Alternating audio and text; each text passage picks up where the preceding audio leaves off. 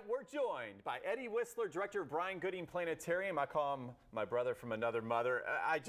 What you do is just so wonderful. I love your shirt here, and you're here today to talk about some of those stars that we're seeing on your shirt. It's the talk of the world right now. We're seeing images we just simply have not seen before. So tell us some of what we're looking at with this James Webb telescope. What does it mean? They released 5 different images. As of today, they're going to release more images in the near future. Right. And what we're looking at are really some pretty distant things. Some of them are the most distant things that we potentially have ever seen, and others are closer to home. Right, it's crazy. So I'm hearing that we're seeing things that are 13 billion plus years old. How do we know? How do you wrap your mind around that? So look at the screen there. I mean, how do we know it's what we're seeing is that old? So those galaxies aren't that old, but some of the other images that have been released are of just huge clusters of galaxies that are very distant. And how we know that they're that distant is that they have to travel through space.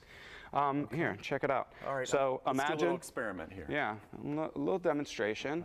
We'll grab. Now, imagine this is a light wave, and this is one that we would be able to see, right? This is me looking at your very handsome face, right? Okay. And the light is traveling towards me, but it hardly has to make any distance through the universe. Okay. But these distant galaxies are so far away, they're passing through the universe, but the universe is expanding and stretching, and so the wavelength of the visible light is being expanded from what we can see into the infrared. It's basically changing. It's no longer visible after a while, right? So it's so far away. So what does it become? What is this light? It becomes infrared, and this is the focus of James Webb. James Webb is an infrared telescope, where Hubble was near infrared, but also visible light. But James Webb is able to see these things that are at the distant edge of the universe because it specializes in the kind of light that would be at these distances. Interesting. So the pictures seen are actually the infrared light placed into that so that we can see exactly what's happening. Yes, exactly. That makes more sense there. Yeah. And this is telling us maybe future clues to maybe some clues as to life on Earth and maybe the future of planets like Earth? To some degree. If we learn more about the universe, we'll learn more about our home in space. Which is important, right? Yeah, no doubt. In your mind, how much do we really know? In some ways, we know how much we don't know, actually, as trippy as that is. We're like, okay, we don't know what 94% of the universe is. We don't. So much to learn, and that's why this is so important to science. Yeah, definitely.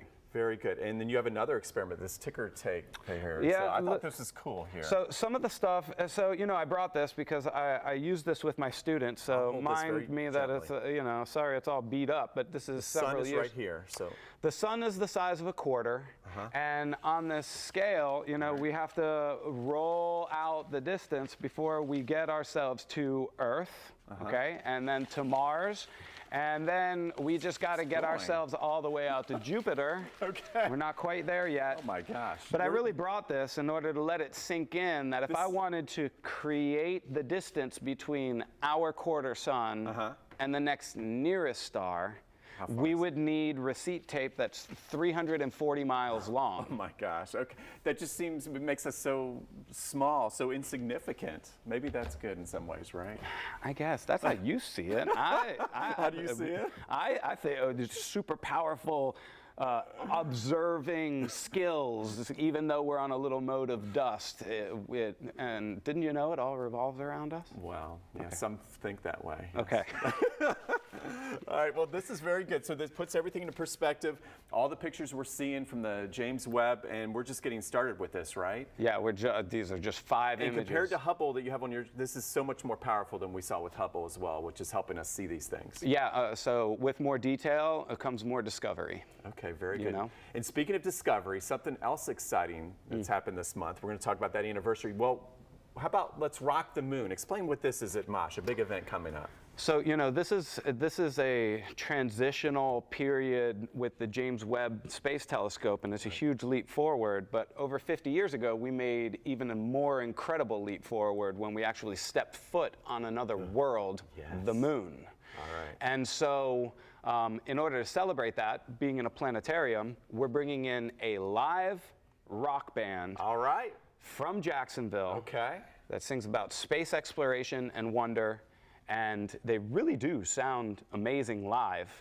But it's not just about the live concert, it's about everything around the music. So we're bringing to life their musical content by showing on our 60-foot dome You're just gonna be looking space, at this. Amazing. imagery, and all of the rest, along with lasers and lights. And so it really is a unique venue to do a live show.